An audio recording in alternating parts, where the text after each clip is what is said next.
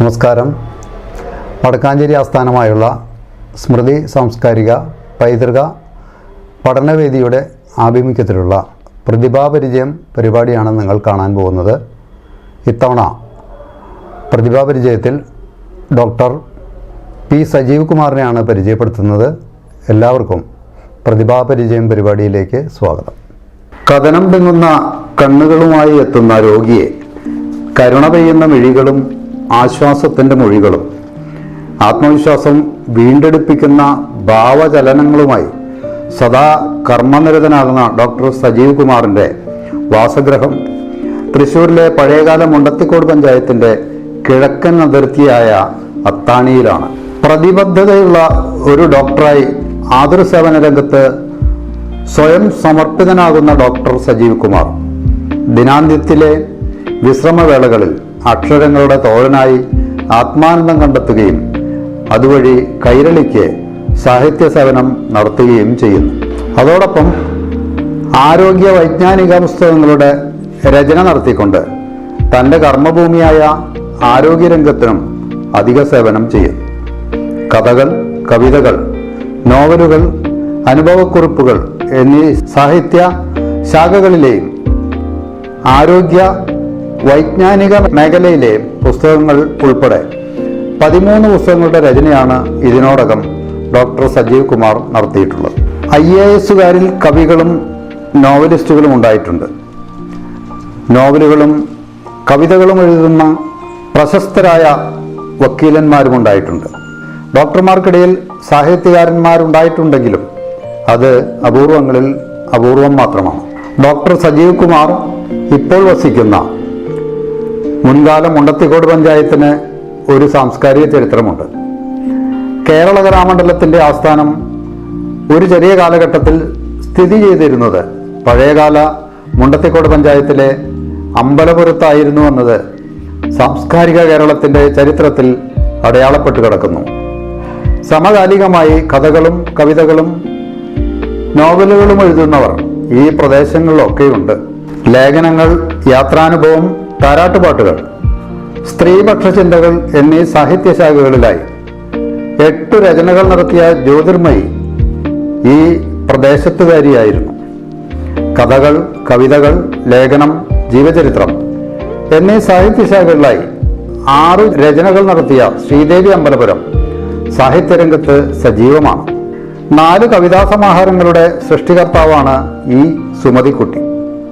കഥ, കവിത എന്നീ വിഭാഗങ്ങളിലായി 3 രചനകളാണ് മൃണാലൂർ രവീന്ദ്രനാഥ് നടത്തിയിട്ടുള്ളത്. കഥ, കവിത, ഓർമ്മക്കുറിപ്പുകൾ, ബാലസാഹിത്യം എന്നീ വിഭാഗങ്ങളിലായി 8 രചനകളാണ് കവി പത്മദാസ് നടത്തിയിട്ടുള്ളത്.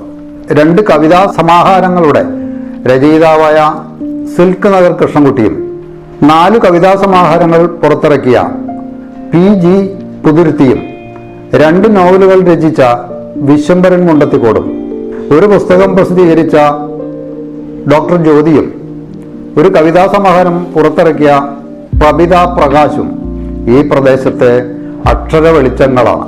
വിദ്യാർത്ഥിയായിരിക്കെ തന്നെ ഒരു വായനക്കാരനായി മാറിയെന്നതാണ് ഡോക്ടർ സജീവ് കുമാറിനെ അക്ഷരസ്നേഹിയായി മാറ്റുന്നതിന് കാരണമായത്. രോഗികളുമായി ഇടപഴകുമ്പോഴുണ്ടാകുന്ന അനുഭവങ്ങൾ, അവരുടെ നെടുവീർപ്പുകൾ, തേങ്ങലുകൾ എന്നിവയെല്ലാം മനസ്സിൽ കിടന്നു ജ്വലിച്ച് അക്ഷരങ്ങളായി പിറക്കുമ്പോഴാണ് സജീവ് കുമാർ എഴുത്തുകാരനായി രൂപാന്തരം പ്രാപിക്കുന്നത്. അപൂർവമായി വീണുകിട്ടുന്ന ഇടവേളകൾ അക്ഷര വഴികളിലൂടെ സഞ്ചരിക്കാനാണ് സജീവ് കുമാർ ഉത്സുകനാകുന്നത്. ആതുര സേവന രംഗത്തെ തീവ്രാനുഭവങ്ങളും പൊതുസമൂഹത്തിന്റെ ചലനങ്ങളിലെ വേറിട്ട കാഴ്ചകളും സജീവ് കുമാറിന്റെ എഴുത്തിന് ഇന്ധനമാകാറുണ്ട്. സാഹിത്യ പശ്ചാത്തലമുള്ള ഒരു കുടുംബത്തിലല്ല സജീവ് കുമാറിന്റെ പിറവി. പാലിശ്ശേരി വേണുഗോപാലിൻ്റെയും U ജയഭാരതിയുടെയും പുത്രനായി ഒരു കാർഷിക കുടുംബത്തിലായിരുന്നു ജനനം. ഒരു പുഴയുടെ സാമീപ്യമോ മലഞ്ചെരുവിൻ്റെ നിശബ്ദതയോ ഇല്ലാത്ത അരിമ്പൂർ എന്ന ഉൾനാടൻ ഗ്രാമത്തിലായിരുന്നു സജീവ് കുമാർ ജന്മം കൊണ്ടത്. അരിമ്പൂർ ഗ്രാമത്തിലെ സ്കൂളുകളിലായിരുന്നു ആദ്യകാല വിദ്യാഭ്യാസം. വിദ്യാർത്ഥിയായിരിക്കുമ്പോൾ തൃശ്ശൂർ ആസ്ഥാനമായ എക്സ്പ്രസ് ദിനപത്രത്തിൻ്റെ വാരാന്ത്യ പതിപ്പിൽ കവിത അച്ചടിച്ചു വന്നത് വീണ്ടും വീണ്ടും എഴുതാൻ പ്രചോദനമായി തീർന്നു. തൃശൂർ സെന്റ് തോമസ് കോളേജിൽ പ്രീ ഡിഗ്രിക്കാരനായിരിക്കുമ്പോൾ ഡോക്ടർ ആകുകയെന്നത് ഒരു ലക്ഷ്യമേ അല്ലായിരുന്നു. എന്നാൽ സഹപാഠികളിൽ ചിലർ മെഡിക്കൽ പ്രവേശന പരീക്ഷ എഴുതുന്നുവെന്ന് സജീവ് കുമാർ കേട്ടറിഞ്ഞു. എങ്കിൽ പിന്നെ തനിക്കും പ്രവേശന പരീക്ഷ എഴുതിക്കൂടെ എന്ന ചിന്ത മനസ്സിൽ അങ്കുരിക്കുകയും അതിന് തയ്യാറെടുക്കുകയും മെഡിക്കൽ പ്രവേശന പരീക്ഷ പാസ്സാവുകയും ചെയ്തു. തൃശൂർ മെഡിക്കൽ കോളേജിലെ 1989 ബാച്ചിലെ വിദ്യാർത്ഥിയാകുകയായിരുന്നു സജീവ് കുമാർ. 6 വർഷത്തെ MBBS പഠനത്തിനു ശേഷം കോഴിക്കോട് മെഡിക്കൽ കോളേജിൽ ഉപരിപഠനവും നടത്തി. ചെറുപ്രായത്തിലെ രാമായണ പാരായണം അക്ഷരങ്ങളോട് അടുക്കാൻ കാരണമായി. ഗ്രന്ഥശാലകളിൽ നിന്നെടുക്കുന്ന പുസ്തകങ്ങളുടെ പാരായണം, സാഹിത്യകാരന്മാരുമായുള്ള സുഹൃത്ത് ബന്ധം, സാഹിത്യ അക്കാദമിയിലെ പരിപാടികളിലേക്ക് ഇടയ്ക്കൊക്കെയുള്ള സന്ദർശനം എന്നിവയെല്ലാം ഉള്ളിലുള്ള അക്ഷര വെളിച്ചം കെട്ടുപോകാതിരിക്കാൻ കാരണമായി. വിവിധ സാഹിത്യ ശാഖകൾ, ആരോഗ്യവിജ്ഞാനീയം എന്നീ മേഖലകളിലായി 13 പുസ്തകങ്ങൾ രചിച്ചിട്ടുണ്ട്.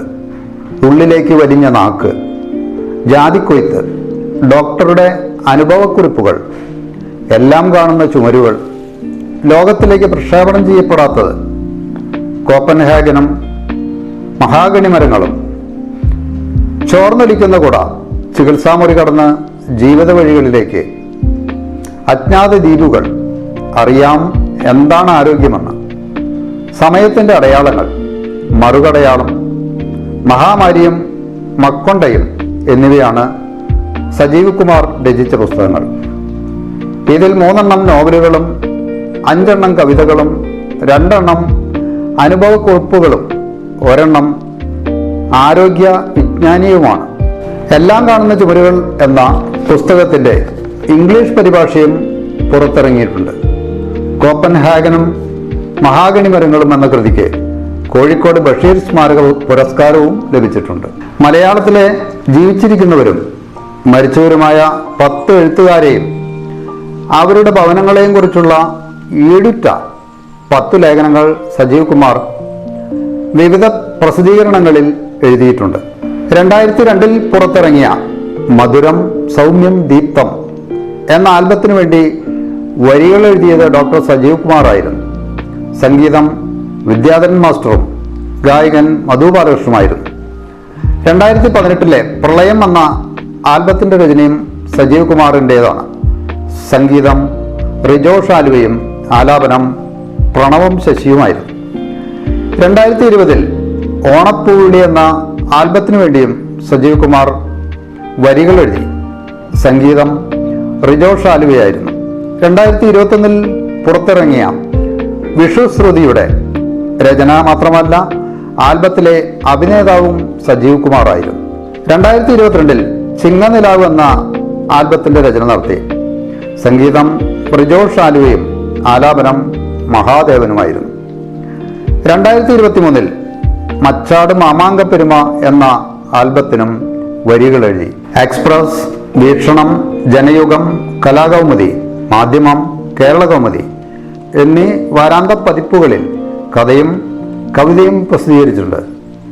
സമകാലിക കവിത എന്ന പ്രസിദ്ധീകരണത്തിൽ കവിതകൾ എഴുതിയിട്ടുണ്ട്. 2013 ആദ്യ നോവൽ ജനയുഗം വാരാന്ത പതിപ്പിലാണ് പ്രസിദ്ധീകരിച്ചത്. യൂണിക് ടൈംസ് എന്ന ലൈഫ് ടൈം മാസികയിൽ സജീവ് കുമാറിൻ്റെ മുഖചിത്രവും അഭിമുഖവും വരികയുണ്ടായി.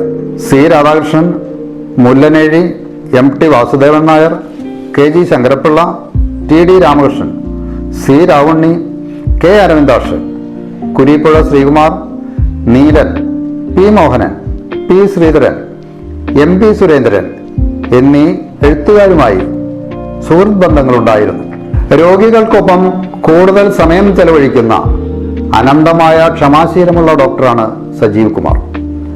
സൗജന്യ മെഡിക്കൽ ക്യാമ്പുകൾ നടത്തുക, നിർധനരായ രോഗികൾക്ക് ചികിത്സയും മരുന്നും സൗജന്യമായി നൽകുക തുടങ്ങിയ സേവനം ചെയ്തുകൊണ്ട് പരിത്യാഗത്തിന്റെ പാതയും സജീവ് കുമാർ പിന്തുടരുന്നുണ്ട്. ആരോഗ്യ മാസികയിൽ ലേഖനങ്ങൾ എഴുതാറുണ്ട്. ആരോഗ്യ മേഖലയെക്കുറിച്ചുള്ള പ്രഭാഷണങ്ങൾ നടത്താറുണ്ട്. ഇപ്പോൾ ആരോഗ്യ കേരളം നാഷണൽ ഹെൽത്ത് മിഷന്റെ ആരോഗ്യ കേരളം പരിപാടിയുടെ ജില്ലാ പ്രോഗ്രാം മാനേജറാണ്. സജീവ് കുമാറിന്റെ ജീവിത പങ്കാളി ഡോക്ടർ എം രാധികയാണ്. ഗവൺമെന്റ് മെഡിക്കൽ കോളേജിൽ ജനറൽ മെഡിസിൻ വിഭാഗം അഡീഷണൽ പ്രൊഫസറും സൂപ്രണ്ട് ഇൻ ചാർജുമാണ് ഡോക്ടർ എം രാധിക. മകൻ നന്ദകിഷോർ ഡിഗ്രി വിദ്യാർത്ഥിയാണ്.